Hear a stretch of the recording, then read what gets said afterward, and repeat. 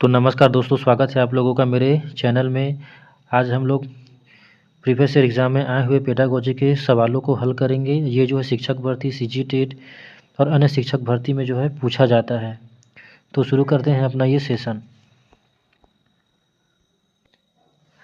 पहला प्रश्न क्या है? नैतिक विकास को परिभाषित करने वाले मनोवैज्ञानिक थे। तो नैतिक विकास को परिभाषित किया था पियाजे ने। साथ ही हालांकि इसका संबंध संज्ञानात्मक थ्योरी से है, कॉग्निटिव डेवलपमेंट थ्योरी दिया था, लेकिन इन्होंने नैतिक विकास को सबसे पहले परिभाषित भी किया है। तो सी हमारा ऑप्शन सही है। पावलाव का संबंध क्या है? क्लासिकल कंडीशनिंग थ्योरी से संबंधित है। शास्त्रीय अनुबंधन का जो सिद्धांत है पावलाव के द्वारा प्रदान किया गया, जिसमें उन्होंने कुत्ते पर प्रयोग किया था। ठीक है। और मैकडूगल ने 14 प्रकार के संवेगों की बात बताई है। तो इस क्वेश्चन का आंसर होगा पियाजे, जिन्होंने नैतिक विकास को सबसे पहले परिभाषित किया है। हालांकि नैतिक विकास का जो सिद्धांत है वो जो है सिद्धांत किसके द्वारा दिया गया है? वो दिया है कोहलबर्ग के द्वारा। लेकिन नैतिक विकास को परिभाषित किए थे पियाजे ने। इनका संबंध कॉग्निटिव डेवलपमेंट थ्योरी से भी है।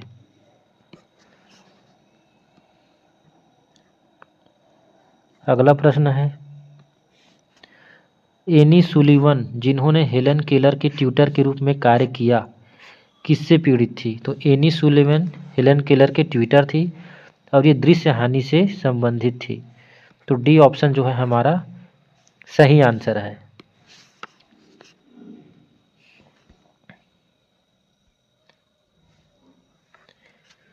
पियाजे के सिद्धांत में एक प्रक्रिया जो धारणाओं और अनुभवों के बीच, पुराने और नए के बीच संतुलन बनाने वाली क्रिया को जाना जाता है।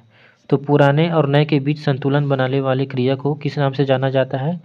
संतुलन, इक्विलिब्रियम के नाम से जाना जाता है। आत्मसातीकरण मतलब होता है अंग्रेजी में एसिमिलेशन, मतलब जो आप स्कीमा में नए ज्ञान को डालना, स्कीमा में पहले से जो ज्ञान रहता है उसमें और ज्ञान को ऐड करना आत्मसातीकरण या एसिमिलेशन कहलाता है।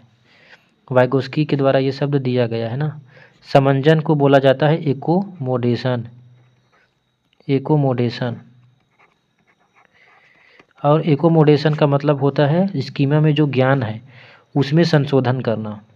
मान लो बच्चा शुरू में सबसे पहले बिल्ली देखता है, तो बालक को लगता है कि कोई भी जानवर जिसके 2 कान हैं, 1 पूँछ है, 4 पैर हैं, वो बिल्ली है। तो जब वो कुत्ते को भी देखता है तो भी उसको वो बिल्ली ही समझता है, लेकिन जो बड़े बुजुर्ग रहते हैं वो उसको बताता है कि ये बिल्ली नहीं बल्कि ये कुत्ता है। तो इसी को बोलते हैं हम लोग एकोमोडेशन या समंजन, और दोनों में संतुलन प्रदान करता है। ठीक है, इक्विलिब्रियम। तो पियाजे के सिद्धांत में एक प्रक्रिया जो धारणाओं और अनुभवों के बीच, पुराने और नए के बीच संतुलन बनाने वाली क्रिया को संतुलन या इक्विलिब्रियम कहते हैं।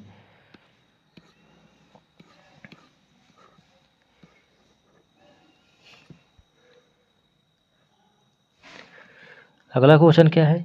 पियाजे के अनुसार संज्ञानात्मक विकास की दूसरी अवस्था है। तो संज्ञानात्मक विकास, पियाजे ने कॉग्निटिव डेवलपमेंट थ्योरी दिया था संज्ञानात्मक विकास का सिद्धांत, जिसमें उन्होंने 4 अवस्था बताया था मानसिक विकास के, संज्ञानात्मक विकास के, जिसमें दूसरी जो अवस्था है उसको बोला जाता है प्री ऑपरेशनल स्टेज या प्राक संक्रिया काल।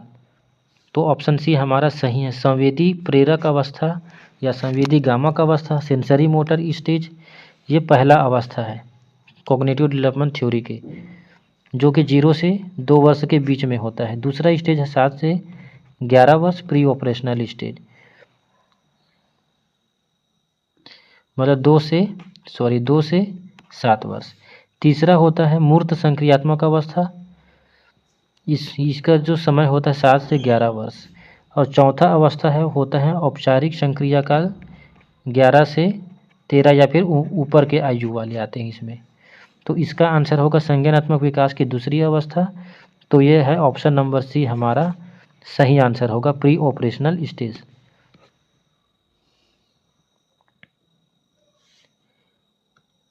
अगला क्वेश्चन क्या है, विशेष शिक्षा के सिद्धांत में शामिल है। तो विशेष शिक्षा के सिद्धांत में क्या शामिल है, प्रतिबंधात्मक वातावरण, प्रतिबंध तो लगाना ही नहीं है, तो ये हमारा गलत। माता पिता की न्यूनतम भागीदारी, ये भी गलत है, भागीदारी न्यूनतम हो ही नहीं सकती। गैर भेदभावपूर्ण पहचान और मूल्यांकन, ये सबसे बेस्ट आंसर होगा। तो विशेष शिक्षा के सिद्धांत में शामिल है ऑप्शन नंबर सी, गैर भेदभावपूर्ण पहचान और मूल्यांकन। किसी भी बच्चे के बीच में हमें भेदभाव नहीं रखना है।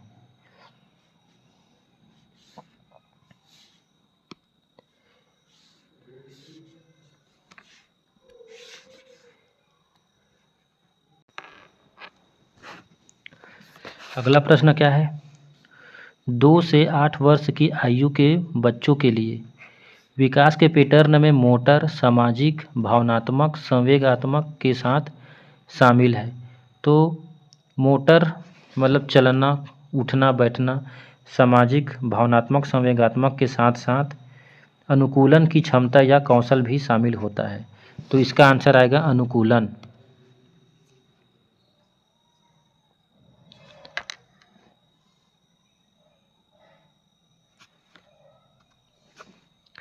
शिक्षा का अधिकार अधिनियम 2009 के अनुसार विशेष आवश्यकता वाले बच्चों को पढ़ाना चाहिए। कहाँ पढ़ाना चाहिए, व्यावसायिक प्रशिक्षण केंद्रों में, जो उन्हें जीवन कौशल के लिए तैयार करे, आवश्यक सहायता प्रदान करने हेतु घर, उनके माता पिता और देखभाल करने वालों के साथ, उनकी व्यक्तिगत आवश्यकताओं को पूरा करने के प्रावधानों के साथ समावेशी शिक्षा व्यवस्था में। तो समावेशी ऑप्शन सी हमारा सही ऑप्शन है। शिक्षा का अधिकार अधिनियम 2009 के अनुसार विशेष आवश्यकता वाले बच्चों को उनकी व्यक्तिगत आवश्यकताओं को पूरा करने के प्रावधानों के साथ समावेशी शिक्षा व्यवस्था में जो है पढ़ाई कराना चाहिए। शिक्षा का अधिकार अधिनियम जो है 1 अप्रैल 2010 को लागू किया गया था पूरे भारत में। इसके अंतर्गत 6 से 14 वर्ष तक के बच्चों को निःशुल्क एवं अनिवार्य शिक्षा की व्यवस्था की गई है। साथ ही इसके द्वारा इसको संविधान के अनुच्छेद 21A में शामिल किया गया है, 87वां संविधान संशोधन 2002 के द्वारा।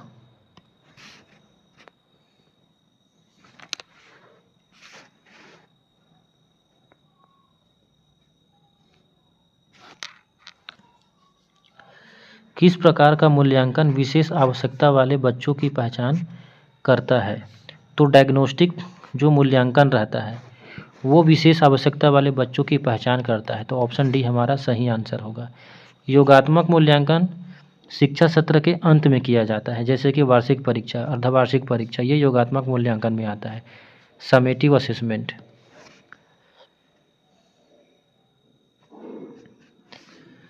निम्नलिखित में से किसने अधिगम का सिद्धांत प्रतिपादित नहीं किया है। तो अधिगम का सिद्धांत BS ब्लूम के द्वारा नहीं दिया गया है। इन्होंने शैक्षिक उद्देश्यों के वर्गीकरण के लिए एक टेक्सोनॉमी दिया गया था BS ब्लूम के द्वारा, जिसको ब्लूम्स टेक्सोनॉमी बोला जाता है, जो शैक्षिक उद्देश्यों के वर्गीकरण से संबंधित है।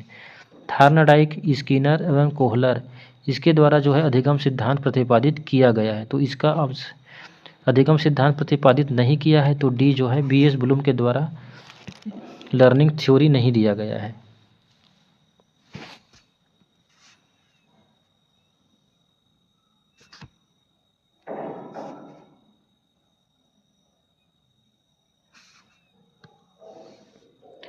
मोटर विकास में व्यक्तिगत विभिन्नताएं होती हैं, फिर भी मोटर विकास का क्रम कैसा होता है। तो मोटर विकास का जो क्रम है वो शीर्ष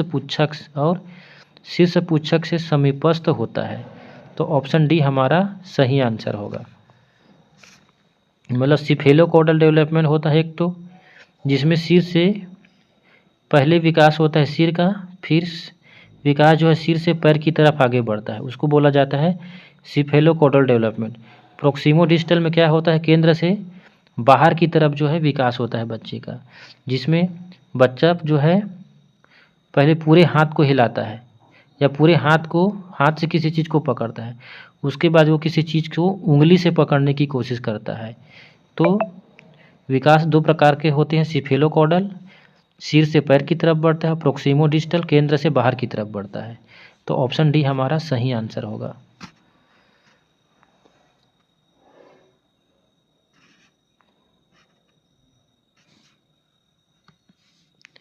एक कार्य के दौरान मनीषा स्वयं से इस बारे में बात कर रही है कि वह किस प्रकार कार्य को आगे बढ़ा सकती है। भाषा और विचार पर लेव वाइगोस्की के अनुसार इस प्रकार के निजी भाषण किसका संकेत है। तो इस प्रकार का जो वो अपने आप को क्या कर रही है, स्वनियमन कर रही है, सेल्फ रेगुलेट कर रही है, अपने कामों को नियमित कर रही है। तो स्वनियमन इसका आंसर होगा। जीन पियाजे जो है बच्चे को आत्मकेंद्रित मानता है, जबकि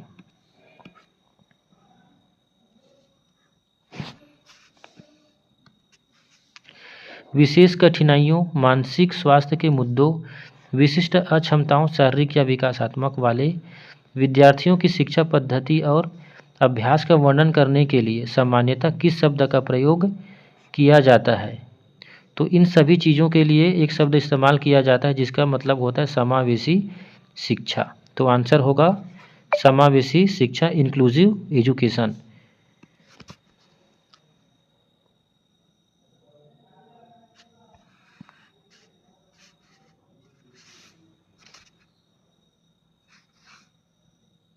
अगला क्वेश्चन, यह कहा जाता है कि विकास एक कभी न समाप्त होने वाली प्रक्रिया है, इसे निम्नलिखित में से किसके द्वारा परिभाषित करती है। तो विकास एक कभी न समाप्त होने वाली प्रक्रिया है, यह विकास के निरंतरता के सिद्धांत से संबंधित है। ठीक है, development is a continuous process, निरंतरता का सिद्धांत।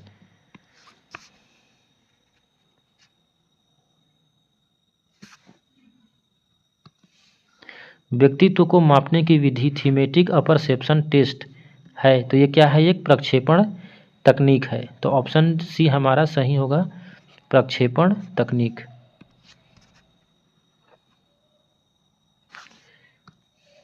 विकास के निम्नलिखित सिद्धांतों में से कौन सा सिद्धांत गलत है। विकास में व्यक्तिगत भिन्नता होती है, बिल्कुल सही है। विकास संयोग का परिणाम है, ये गलत है, विकास संयोग से नहीं होता है। विकास एक सतत प्रक्रिया है, सही है। यह एक अनुमानित है, ये भी सही है। तो बी हमारा गलत आंसर है। गलत सिद्धांत को पूछा है तो विकास संयोग का परिणाम है, बिल्कुल गलत है। तो हमारा बी जो है राइट आंसर होगा।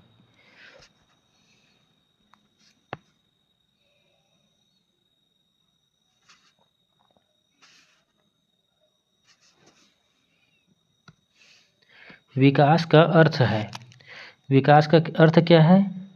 तो विकास क्या है, परिपक्वता और अनुभव के परिणाम स्वरूप परिवर्तनों की एक श्रृंखला है। तो ऑप्शन डी हमारा राइट आंसर होगा। परिपक्वता और अनुभव से परिवर्तनों की एक श्रृंखला है विकास।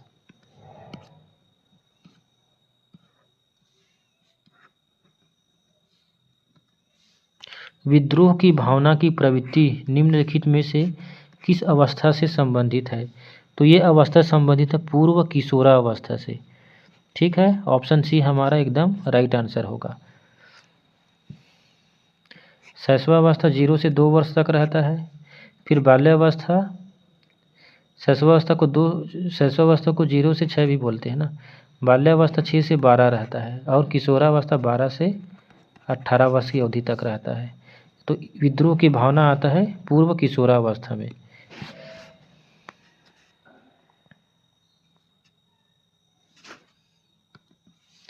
विकास की किस अवधि को अत्यधिक दबाव और तनाव का काल कहा जाता है। तो ये कहा जाता है किशोरावस्था को। आंधी तूफान का काल हाल के द्वारा कहा गया था किशोरावस्था को। स्मृति स्तर और समझ स्तर के शिक्षण मॉडल के सिंटैक्स में कौन सा चरण प्रमुख है। तो प्रस्तुतिकरण सबसे प्रमुख होता है, विषय वस्तु को शिक्षक के द्वारा प्रस्तुत किया जाता है।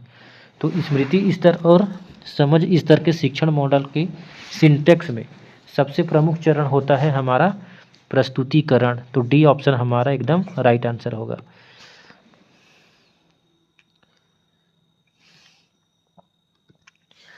निम्नलिखित में से कौन सा सिद्धांत पुनर्बलन का सिद्धांत भी है।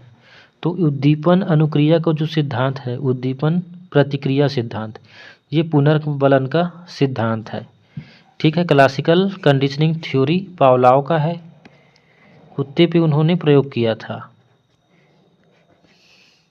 सूझ या अंतर्दृष्टि का सिद्धांत कोहलर का है, कोहलर। इनसाइड थ्योरी, ठीक है, इनको गेस्टाल्टवादी भी कहते हैं। कोहलर, कोफका, वर्दीमर, ये सब गेस्टाल्टवादी हैं। Operant conditioning theory, classical conditioning theory Pavlov का है, ऑपरेंट कंडीशनिंग थ्योरी स्किनर का है।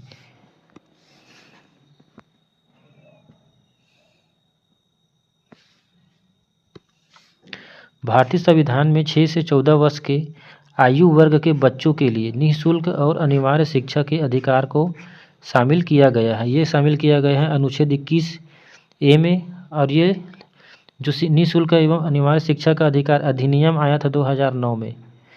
फिर 1 अप्रैल 2010 से इसको पूरे भारतवर्ष में लागू किया गया, जिसके अंतर्गत 6 से 14 वर्ष तक के बच्चों को निःशुल्क एवं अनिवार्य शिक्षा प्रदान किया जाता है। संविधान में 87वां संविधान संशोधन किया गया था 2002 में। इतना जानकारी इस प्रश्न से मिल सकता है। पीयर रेटिंग से आप क्या समझते हैं?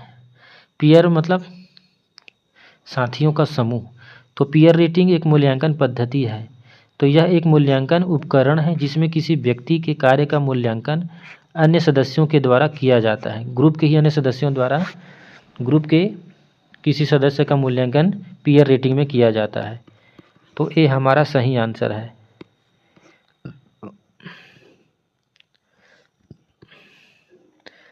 विशेष शिक्षा में न केवल विकलांग छात्रों को शामिल किया गया है बल्कि इसमें निम्न भी शामिल होते हैं। तो विशेष शिक्षा में विकलांग के साथ प्रतिभाशाली जो छात्र हैं उसको भी शामिल किया जाता है।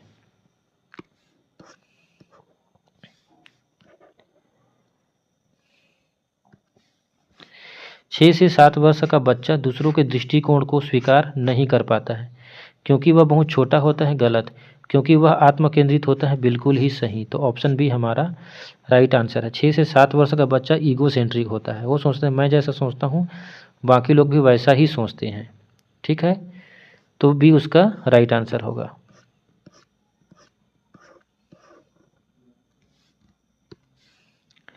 बच्चा का भौतिक और सामाजिक वास्तविकता की अवधारणाओं का निर्माण करना प्रारंभ कर देता है, यह विशेषता है। तो यह बौद्धिक विकास का विशेषता है। ऑप्शन बी हमारा राइट आंसर होगा।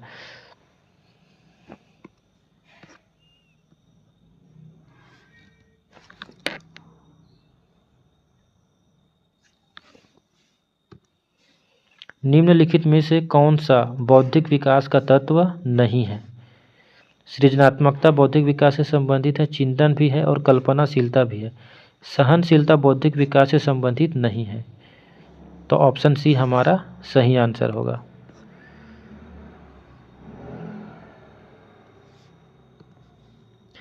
व्यक्तित्व के संदर्भ में कौन सा कथन गलत है? कौन सा कथन गलत है बोल रहा है? तो व्यक्तित्व अनूठा व विशिष्ट होता है, सही है। व्यक्तित्व आनुवंशिकता व वातावरण का संयुक्त उत्पाद है, बिल्कुल सही। व्यक्तित्व व्यक्ति के अवचेतन और अचेतन व्यवहार में फैला हुआ है, बिल्कुल सही। व्यक्तित्व केवल व्यक्ति के बाह्य रूप तक सीमित है, ये बिल्कुल ही गलत है। तो डी हमारा राइट आंसर होगा।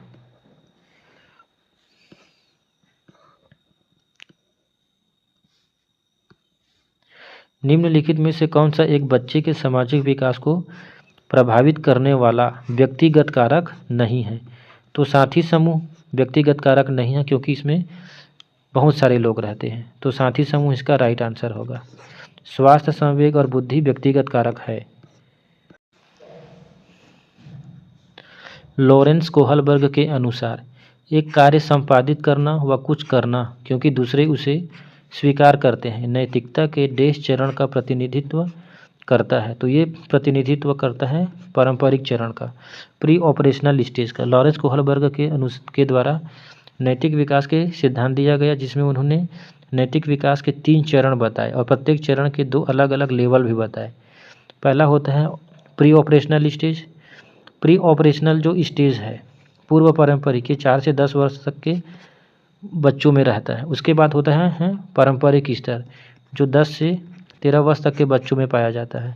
पोस्ट पारंपरिक, पोस्ट ऑपरेशनल स्टेज 13 से ऊपर उनके आयु के बच्चों में पाया जाता है। तो बच्चे वही काम करते हैं जो समाज को स्वीकार रहता है, ये पारंपरिक स्टेज में आता है, ऑपरेशनल स्टेज में। तो इसका राइट आंसर होगा ऑप्शन नंबर ए।